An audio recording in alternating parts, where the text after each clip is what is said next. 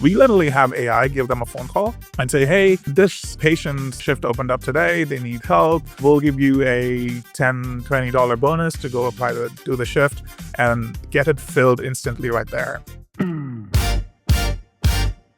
Built this week, breaking it down. Built this week, we show you how. A fresh idea, a clever tweak. You locked in, you built this week. Hey everyone, and welcome to Built This Week, the podcast where we share what we're building, how we're building it, and what it means for the world of AI and startups. I'm Sam Nadler, co-founder here at Rise Labs, and each and every week I'm joined by my friend and business partner, co-host Jordan Metzner. And this week we have two special guests from Arya Health, Arun and Anand. And Arya, I'm going to let them introduce themselves, but it is a platform for home health agencies that uses AI to help hospital handoffs, start of care, clinician scheduling, and just really helps improve efficiencies and do it faster. But Arun and Anand, welcome to the podcast. Please give me a quick intro about yourselves and Arya Health. Good. Hey, thank you. Thank you for having us. My name's Arun, co-founder and CTO at Arya. Arya is a workforce management platform currently focusing on the in-home healthcare space, like you said. So we have everything from scheduling agents to onboarding employees, managing the credentials, managing compliance, things that you don't normally think about that office managers do. And then it's a lot of mundane work that they do, and we take all of that away and automate it so that they can focus on revenue generating work instead. And Anand? Hi guys, thank you for having me as well. This is Anand. I'm the principal architect here at Arya Works. Like Arun was saying, we actually use AI for doing all the mundane work that people would do in healthcare space, especially in home health. We try to do that in a really secure and safe way so that they don't have to worry about like any security concerns. That's actually one of our most important aspects. Like we really care for what they do. At the same time, we want to make sure that it's all secure. Amazing. Well, just to jump in, we built something with Arya in mind, and in our call, we discussed potentially building something for the start of care intake.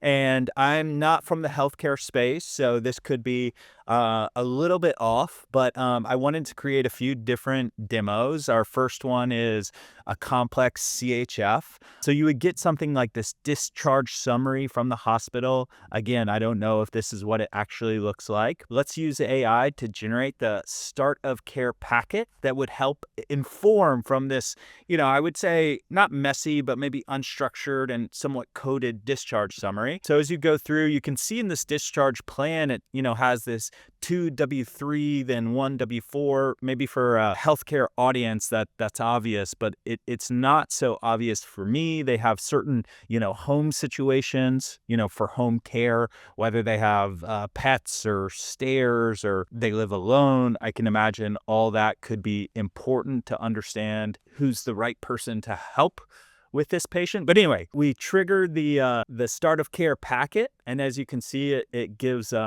exactly what's happening, congestive heart failure, risk factors. So you have the recent CHF exasperation.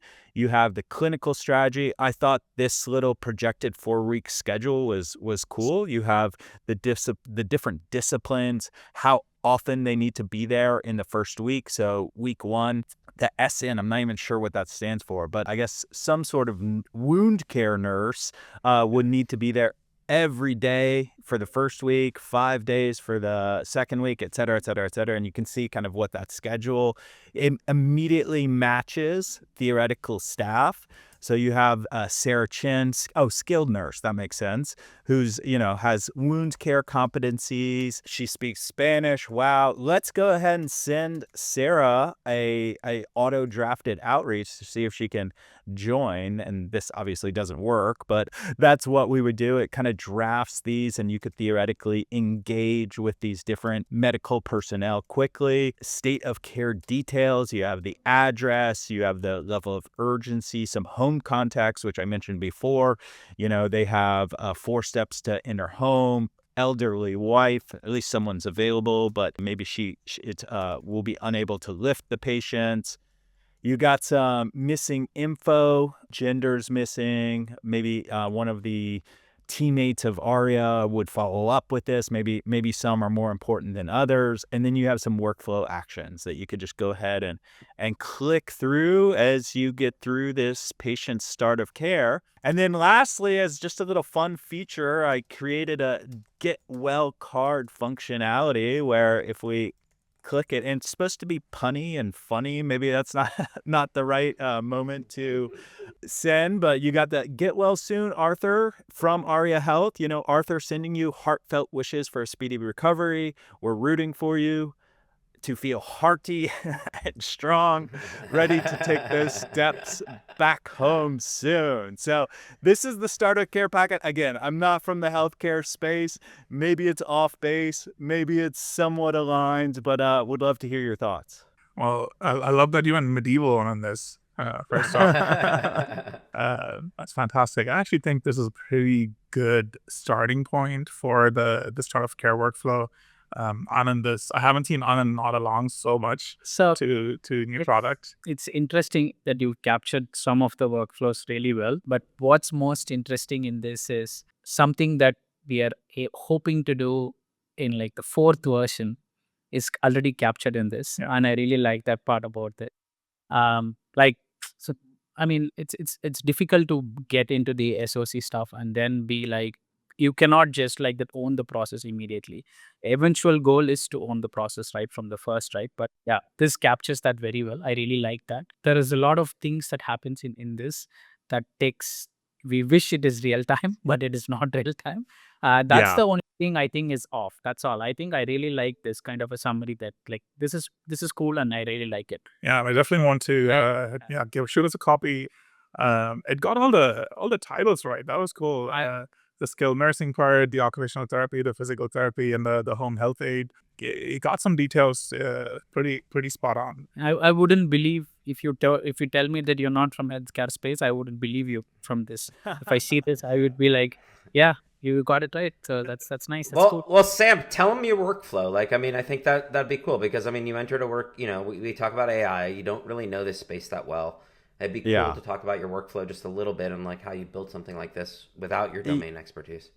Yeah, I mean, it's not, I'm a little embarrassed how simple it was, but basically did a little research on Arya Health with the context that we were looking to build a feature for start of care, got a PRD from ChatGPT, went to the Google AI Studio using Gemini Pro, put the PRD, and then within 4 or 5 different tweaks, probably in the span of 30 minutes, I had kind of what we're seeing now. And then I just went small refinements to add additional features. But at the end of the day, it was really fast from just a conceptual perspective. And obviously that's what we see is AI is so powerful, is you can go from like 0 to 1 so fast. Now, actually as you guys, and I'd love to better understand how Arya is working today, but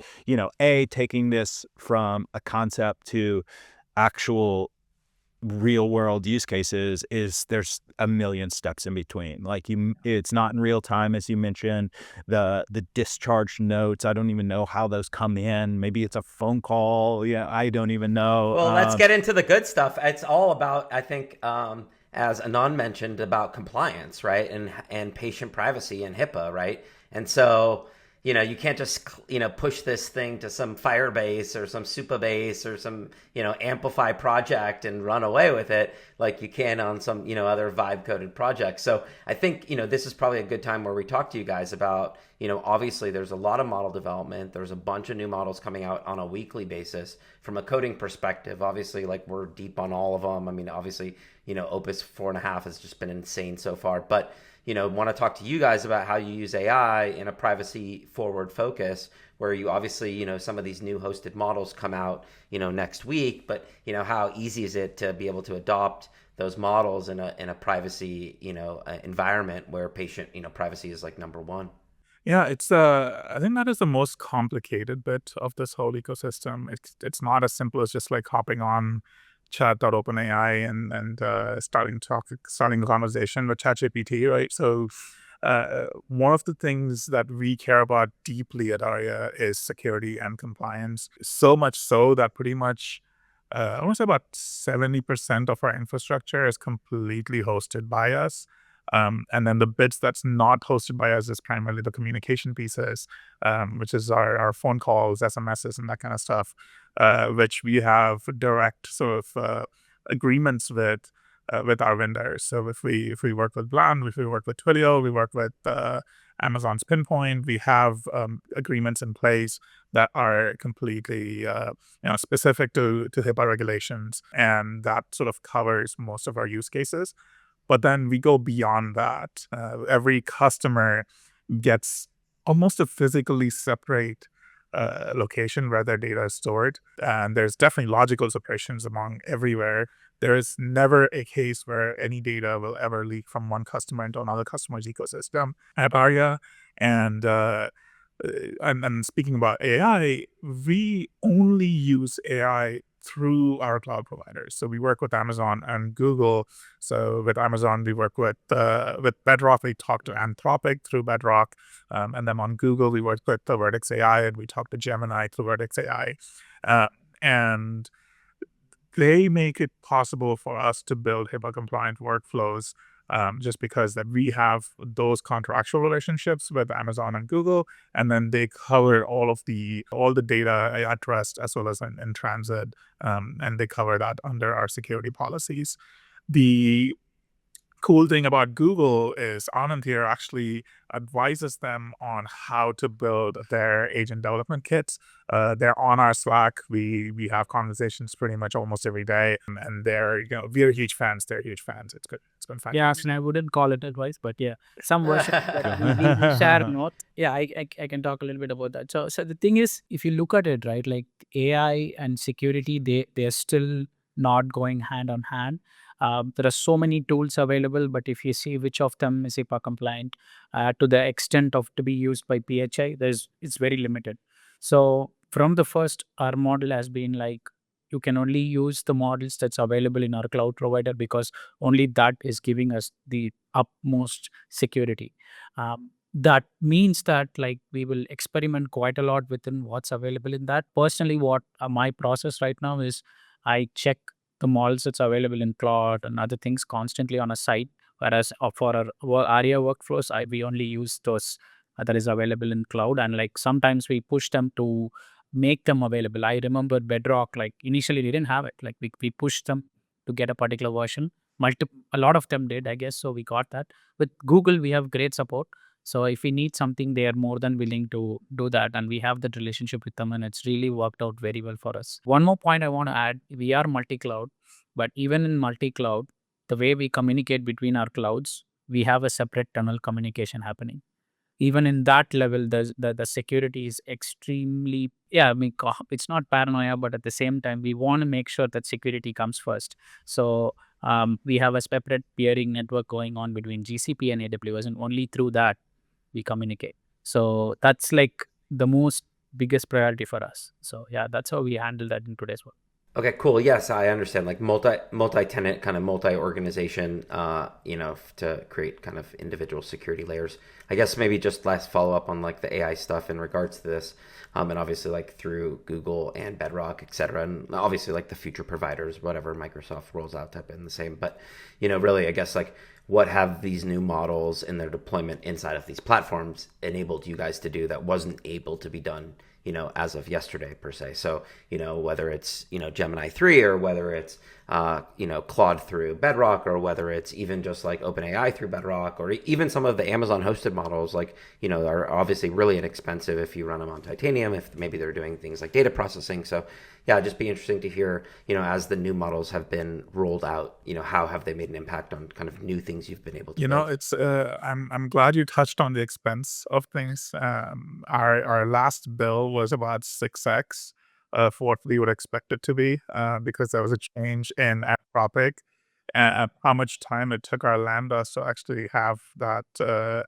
connection open with Anthropic. So it was kind of insane. We're like, where did this come from? We thought it was because we launched a new customer, one of our largest ones, and then we're like, wait, no, that's not it. This was literally our AI calls to generate details, a human readable detail of a shift that is being texted to people, and this thing increased our bill 6x. Yeah. We've been Touch up, trying to fix that. Yeah. to touch upon that, right? Like one of the biggest advantages that I am seeing as of today with using the latest models is we are time bound in most of the things that we do, and we have SLAs sometimes with like 5 minutes with our customers when they need a feedback.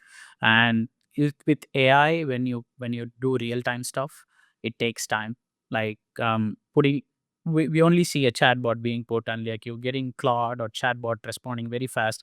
But at the same time, if you're doing like document processing, compliance processing, it takes a lot of time. Like it can take multiple, sometimes you have to do multi-shot instead of single shot. But if you look, when I run some analytics between using Claude 3.5 and what it was 1.5 to all those things, a lot of the multi-shots are now single shots.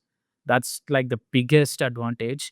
And also the prompt itself can be very precise. Instead of writing tons and tons of examples, you don't have to do that anymore. Whereas the structured output and all, like it's more straightforward. That means that your token length is concise, so hallucination is less, and the speed at which it responds, especially Gemini 3 and the Gemini 2.5 Flash, they are just too good. My personal thing that I'm currently talking with Google is the flashlight. I need that to be a little bit more capable than what it is right now. Uh, but that's the kind of the fun talk that's going on right now, right? Like you can do a lot of things with single shot for most of the applications, and that reduces the time, and that has a big impact for our customers. So that's one of the biggest wins I'm seeing right now. Yeah, that's great. Like I'm no more like exclusionary kind of like don't do this, don't do all those rules. Like I mean, you would just like run iterations and then it would do this random thing, and then you'd be like never ever do this, and then if it's not high enough in the exclusion rules, then like it'll start to do it, right? That's the thing with Jordan. We still have to do that because if you think about it, the restrictions that we have in place are very, very different from using a chatbot that learns from what you're talking to. So we actually don't allow any kind of long-term memory when we send any prompts to our AI, right? So we actually have to put in all of the exclusions, all of the context, everything in every single chat that or every single LLM query that goes out there. So yes, a little bit less work in terms of not having to do multi-shots, but at the same time, we do still have to maintain all of the context on our end. And the AI itself actually is not maintaining any kind of memory on any data that we send it. I think one Yeah. useful tip that I would like to give to people, one of the things that I solved for our use case, it became very evident when I started experimenting with something called Pydantic AI. Pydantic is the base model in Python that's what was being used by Anthropic and other agents internally for their LLMs. So with Pydantic AI, when you use that, you get something called as dependencies, which is like an input type.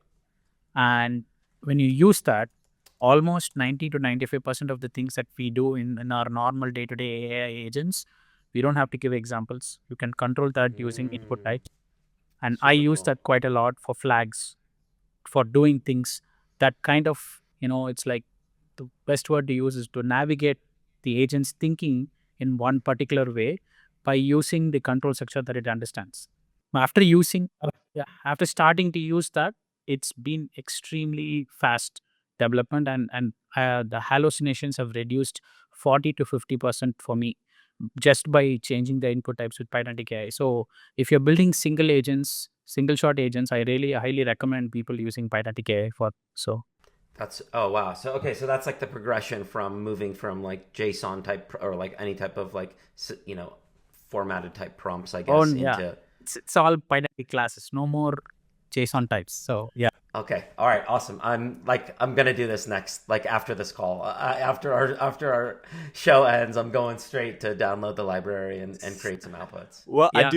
I do wanna like I think we're pretty deep in the weeds and it was really insightful. I do wanna zoom out about 30,000 feet and just I know we touched upon it a little bit in your intro, but I just want to hear, I have some stats up here and just hear about kind of the impact you're having on your customers and the major pain points you're solving, 25% more clinical capacity, you're engaging with 60% more caregivers. Obviously, a 3.5 month payback is amazing. Like, what is the core solution you're providing? And it seems like it's having a huge impact on your customers so far. So our kind of like foot in the door is our scheduling ecosystem. So our scheduling agent helps manage scheduling directly for all of our customers' employees. So I'll give you an example. Let's say you're managing a bunch of nurses. Let's say you're 100 nurses you're managing, and you have schedules going on all over the place. And then this morning, one of your nurses gets sick. They say, "Hey, I can no longer make the rest of my shifts." One of the first things you have to do is one, figure out which shifts that they're assigned to for that day, and then you have to find people who are able to go service those shifts, that are also available and have the current credentials and are current in all of those credentials, and they like the patient likes to work with them. There's a bunch of other tribal knowledge involved as well, that goes into this whole process. So suddenly you find yourself spending 2 to 3 hours just to find the right person to fill the shift, and when you find them, you don't even know if they're still available to do it, and if they're able to do it, right? So we take away that entire pain point for scheduling. We already know who's available. We know where they are. We know what their credential status is. We know if they're able to work with this patient or not. We literally have AI give them a phone call and say, "Hey, this patient's shift opened up today. They need help. We'll give you a $10-20 bonus to go do the shift and get it filled instantly right there." And that takes away a lot of the friction, the human friction that happens, and the amount of time an admin has to sit down and take away from their regular work, mind you, while doing all of this. And that by itself has increased like almost 10% on average increase in revenues. That is unrealized based on existing clientele. But the even better stat is one of our customers, they sold their company to a larger entity. Their CEO now helps us expand our sales network in the in-home healthcare space. And she was telling us about how, over a weekend, Arya filled about 12 different shifts for pediatric patients that would have otherwise gone completely unfilled, if a human were managing it. Yeah, we are seeing impact of different kind of scales. Like, this is what we live for. And all of these stats you see here, they're pretty conservative, I would say. Yeah. Well, I think there's not only the time savings of the staffing agencies, also the increase in revenue, the less headaches, but obviously if there's more consistent care, the quality of care is just generally better. I don't even know if there's a way to, I'm sure there is, but successfully measure that. But the quality of care of the patient seems like it's going to be better. Absolutely. That's kind of what we're hoping for as well. In fact, we had a recent shift internally on how we think about shifts. So we've stopped talking about shifts. We're talking about people now. So everything is about the patient. We don't say, "Hey, the shift is available." We say, "Hey, this patient is available to be taken care of," right? So, and that subtle change is the difference between, "Oh, I'm gonna go service a shift," versus, "I'm gonna go take care of a patient." But also, it's a shift in thought process of how do you think about schedules, right? Instead of saying, "Hey, I have this schedule that's open today and I'm going to take it," we say, "There's this patient who needs to be taken care of, say, every Monday of the week." And now a caregiver can go, "Okay, I would like to take out this patient every Monday of the week. I'm going to assign myself to like the rest of their care time period or whatnot." So like, we are now building care teams rather than just filling shifts. And that's the big sort of that change in ideology and methodology here internally. And one thing that's not spoken enough in this chapter of how we do it is we have our own like really strict crude eligibility system that allows for all of this to happen. We try to get information from all of our customers, but we kind of also have our own heuristic based eligibility system that helps us get this system going. And we've been very, very successful in matching caregivers only because of that. And that is something that we built, like one of the first things that we built when we decided that we're going to do scheduling. And from using that, we've gotten to like onboard all of our clients into that, because we were able to understand. I mean, Kunal, our CEO, worked with them and tried to understand what the process is and came up with a solution which we implemented.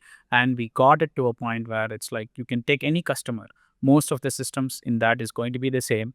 And we kind of get the data plus add some more heuristics, and there we go. We get you the results that you need. That's actually been one of the biggest differentiators when it comes to today, how they are seeing and how are they benefiting is what you're seeing in this, right? Like the more impact is because of that set of calculations and heuristic analysis that we do. And that's been a very, very important aspect. And to add the color to that, the output of that is a tiered system. Basically, we say for this patient, here is the top tier of caregivers that are eligible, and these are the scores per caregiver that pays. And then we will go from the highest scoring caregiver and like pull up the first tier, call them if we need to urgently fill a shift, for instance. They get the first phone calls, and then we'd go down the tiers and whatnot, so that we're like, how do we maximize the best care possible for the patient while also maximizing returns for our customer and making sure that schedules are streamlined. Something that we're thinking about is how do you help caregivers manage their schedules in a fashion where they aren't spending a lot of time behind the wheel, for instance. So we're looking at the traveling salesman problem where we're saying Classic greedy algorithm, right? Yeah. How do you how do you schedule visits for a patient where they start from home, they drive, and then the last shift is them being pretty close. You have traveling salesman problem with time windows. I know all about this problem. Oh man, you have no idea, guys. We can talk about this yeah. for a whole other episode.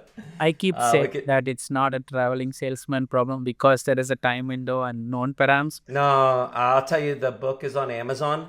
I can tell you the author who wrote it.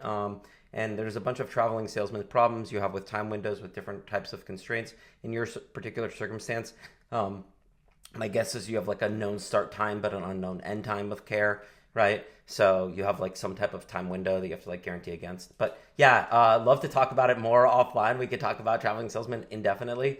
But okay, let's move on to the news, because this is probably maybe even getting a little too nerdy for our audience. Yeah, but, let me kick it off. Jordan and I are no longer single. Maybe, I don't know if you two are, but I thought this was an interesting article. Hinge CEO stepping down to launch Overtone, which I believe is from Match, the Match Group, to launch an AI dating app. I think it makes sense. This is eventually AI is gonna, infiltrate the dating app world. But any thoughts here? It's funny. We should be talking about dating because about 15 years ago, 30. 13 years ago, Anand and I, we lived in New York. We went to NYU together. We worked basically at the same companies for a long time. We go way back. And one of our hackathon projects was we called it eFlirt Engine. It was a batching engine for, you would come in and answer a bunch of questions. You need to be on these dating services. So we actually know all of these folks pretty well. I think this is an interesting move, especially with the timing. On one hand, you have Mamdani, who's all over the news as having met his wife on Hinge, right? And like, so Hinge is definitely getting a little push on the PR end from that side. But then this whole situation where it was inevitable that this happens. I am surprised that it was Match.com that started Overtone and not someone else. I would have assumed the folks at Bumble would be the ones doing it. But it sounds like they have their own version of this coming as well. I think Justin is probably one of the best people to push this forward too. So this is a fantastic move on Match's part. What I don't know yet is how this is going to devolve into just matchmaking versus AI dating. Like, are we having our AI personas date each other, and like how does that to real world entities, and then how do you go from setting things up with AI to the real world? I think that's going to be the big issue, and maybe we don't. I don't know.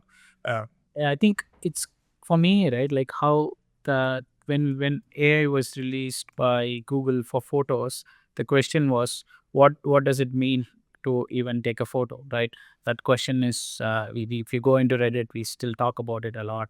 Same way, like if people when they write their profile in a dating app, my single most important question is how true is that? And so is it how are they going to solve that problem? I mean, already a lot of it is copy paste, but with AI, it is just the best tool to do that, to make it sound nice. It might help a lot of people, but I'm curious to see the interaction. I was always sure that this was going to happen, so I'm not surprised. I'm curious to see how this will work out. I think this will be fantastic for the first meet, but AI only knows about your highlights, right? Let's say if it says, "Oh, I'm gonna look at your Facebook and see everything that you've done," and then you make your profile using that. That's all the highlights, but then eventually it's the midlights that matter for truly good relationships. And I think the people who will win are the ones who are able to somehow focus on that rather than just all of the highlights of a person. So it's not going to capture that you snore and that you, Right? Yeah. Like you have a CPAP machine. Right? yeah, exactly. All right, let's move on.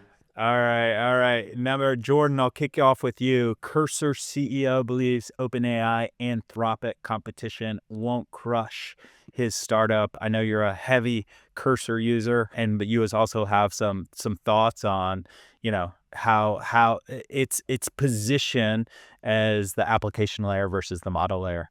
I mean, I have every IDE installed. Like, I have Visual Studio, I have Anti-Gravity, I have Windsurf, I have Cursor. My go-to is Cursor. It's like, I think it's definitely the most developed.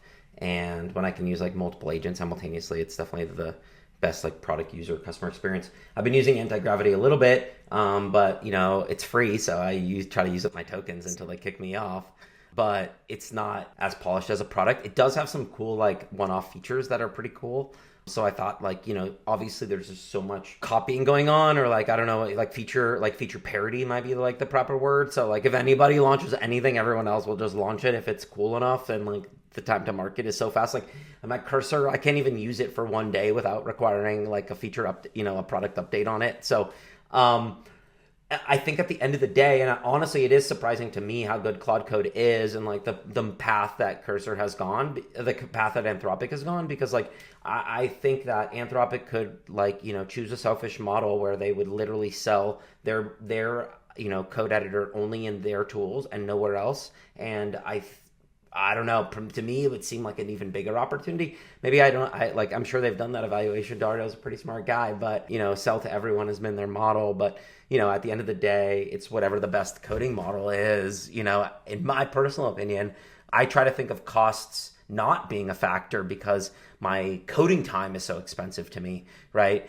We have, these Anthropic models are so expensive. We have seen that they cost more money. Like I see my Cursor credit card getting hit all the time. But, realistically, like, I don't know, does this like, essentially see the de-inflationary values here, where this just becomes cheaper? I think so, because already I'm running 4 agents simultaneously when like before I wasn't. So, I think we'll see that. But yeah, I don't know. What do you guys think? How are you guys coding? So, I mean, like how you guys feel about it? We are controversial on Cursor. I mean, Okay, I cool. like Cursor. It's a good product, but this when I read this article, I kind of understand where he's coming from, right? Like, so think about it like this: 2 years ago, Claude was the only coding model. Today, we can actually do some work with Gemini 3. It's still not up there, but in 2 years from now, there is going to be a saturated simple state for coding from most of the models. So at that point, you are no longer going to be dependent on Claude. And at that point, it was going to become tooling is going to be the most important aspect. And then it will be like whoever is going to be giving you those things at the least cost. And that time, Cursor will be probably the top in the market line because they've already been trying to do the best tooling and the way the interactions and all for a long time, and they would be in a very matured state, and they will all be able to offer things for a much cheaper price. I don't know where Cloud Code will be at that point, but Cloud Code is already very expensive when compared to everything else. And then I'm assuming there's going to be some enterprise system play going on by Cursor, where it's like it's going to be adopted by many people. So I do think that it's going to, what he's saying is right, and that's the way it would go, because there is a huge competition to build the best coding model still exists. And once it's solved, like we're still fighting with Claude, and everybody is competing. I don't think you can solve that though. There is no clear definition of best coding model. Like there is no clear definition of best engineer, right? Like it's if you can get the 95th percentile correct, then that's all that really matters. That's what I'm saying, right? That's Okay, but let me push back on you guys for a sec. Yeah. If you say that, like, talking, as we spoke earlier, like using this Pydantic model, like talking to the models, if you know how the model is built, the closer you talk to how the model is built, the better are you at like getting the model's response rate. Then you would have to argue that those who build the model would be best at creating the tooling around said model. So let me just like finish this thought, right? While that might be true. So if inherently, like if all these models, to your point, kind of reach this logarithmic curve, then he who has one of these top models and is able to best tooling around their said model, and cost might be the number one definitive thing in that sense, right? Because like, hey, do you want an AI code developer that's doing it at $1 an hour, or at $200 an hour, or at 50 cents an hour, or at 5 cents an hour, and like does like going all the way back to like the chips, like is Google Silicon able to like then allow you to use Gemini at this logarithmic curve, and they've built the best tooling around it, and then their IDE, because like you have to understand, the Google bought this windsurf, right? You've got Microsoft that has VS Code that's already open source, right? We haven't seen anything from Amazon, but like maybe they would buy it, maybe they would buy Cursor, maybe it looks like Cursor is almost too big and it's going to run alone. So is the cross-stack tooling across all these things important? If we reach this logarithmic curve and it doesn't matter and all the models are the same, then you just want the cheapest best one, and so then he who builds the model may be the owner of that, and cross-tooling might not be important at all. I don't know. I'm just trying to flip the other side of it. But here's the deal. At that point, is tooling even important? If you have a AI coding assistant that's doing it, why do you even need to use the tools? So for us with Cursor, we did a whole 6-month pilot with Cursor. We were on their enterprise ecosystem. We actually found that they introduced more issues into our code base than they solved for. So we ended up completely shutting out Cursor from our ecosystem. And we switched to a Copilot. Yeah, I think that was back in the day when they were trying to figure things out. This is about 2 years ago at this point. 1.5 years ago. Yeah. But Cursor is now very mature. I mean, yeah, I see. Like I said, I've actually had a chance through a friend to directly talk with one of their co-founders or CEOs. I'm not sure, but like we had discussions and I gave them reports and stuff. But my point is to talk about what you're saying. Yeah, but you're right. If Claude becomes the winner of that, then yeah. But more often than not, like in the technological world, there is always an alternate in anything that you do. And I don't believe that there is going to be one single, there is always going to be 2 or 3. Yeah. And there's always going to be this open source thing. And like, look at Andrew Karpathy doing things, right? He's like he built his own new LLM model that you can just run. And then now he is built this judge concept that you can use for anything, right? So there are going to be people who are going to be pushing open source stuff all the time. In the last 10 years, the most successful code editor has been VS Code from Microsoft, which has been enterprise for the longest time, embraced open source, and they became that. So that's how I'm seeing it. So as far as evolutions go, yes. What I don't know is what the next evolution looks like, and we went from.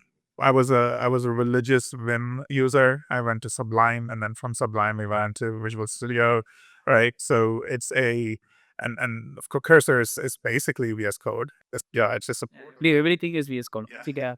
Anti-gravity is VS Code. Yeah, of course.